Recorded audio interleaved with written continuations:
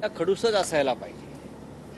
आता खडूस नाही आहेत काय त्या कशा प्रकारे बोलतात, त्या कशा प्रकारे एखाद्या चुकीच्या गोष्टीचं हा बघा, अग्रलेखामध्ये त्या बाईनं खडूस म्हटलं, त्यामागचं तुम्ही संपूर्ण अग्रलेख वाचा. अर्थमंत्री पदाची व्यक्ती खडूसच असते, कठोर असते आणि दयाबुद्धीनं काम न करणारी असते. तिला फक्त देशाच्या तिजोरीमध्ये महसूल मिळवायचा असतो, त्यासाठी कोणाच्या खिशामध्ये हात घालायचा, कोणाची पाकिटं मारायची, यासाठी अर्थमंत्र्याची नेमणूक असते.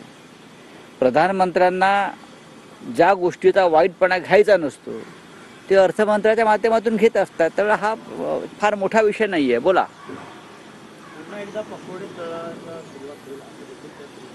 अर्थात बघा आपल्या अर्थसंकल्पात महागाई कमी करण्यासाठी काही योजना आहेत का? नाही. महागाई वाढली.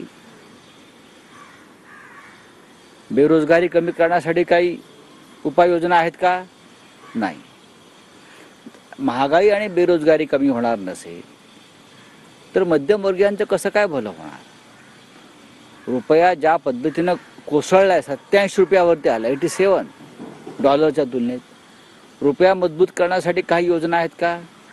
मी म्हणतो अजिबात नाही. 12 लाखाच्या पर्यंत जो स्लॅब आहे इन्कम टॅक्स रिलीफचा, त्याच्या पलीकडे मध्यमवर्गीयांसाठी किंवा गरिबांसाठी कोणती योजना मला दिसत नाही.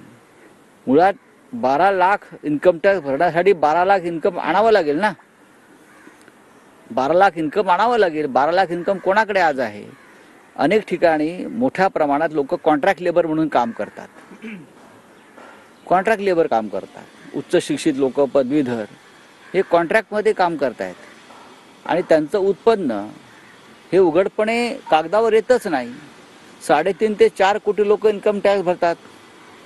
त्याच्यामध्ये 12 लाखवाले किती आहेत? याचा खुलासा आमच्या ज्यांना आपण खडूस म्हणताय त्यांनी करायला हवा.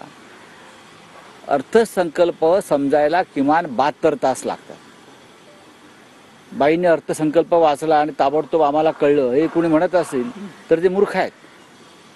किमान 72 तास लागतात अर्थसंकल्प नीट समजून घ्यायला. मी कालही म्हणालो, आम्ही नानी पालखीवाल्यांचं भाषण ऐकायला जायचो की अर्थसंकल्पात काय आहे. आपल्याकडे असे कोणते मोठे तज्ज्ञ आहेत की लगेच त्यांना अर्थसंकल्प कळला? किंवा देशामध्ये मोदी जोरजोराने बाका वाजवत होते, मोदींना काय अर्थसंकल्प कळला? हा, बोलिये.